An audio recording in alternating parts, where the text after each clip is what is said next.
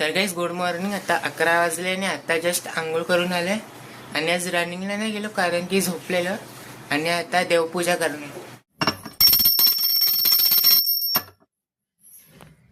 आता ब्रेकफास्ट करतोय, थेपलं खातोय, मग भेटते तुम्हाला 1 वाजता.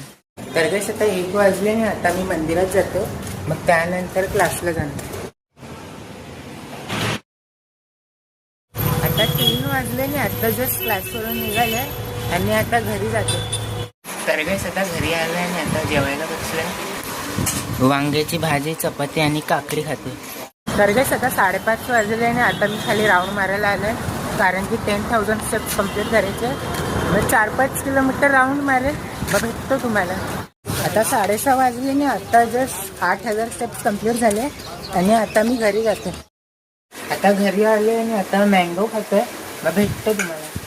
तर गाईस आता 8 वाजले आणि आता जस्ट पाणी भरून झालं आणि आता मॅच बघणार, त्यासोबत व्हिडिओ पण एडिट करणार, मग भेटतो तुम्हाला. आता 9:30 वाजले आणि आता मी जेवायला बसलोय. चिकनचं कालवण आणि चपाती खाते.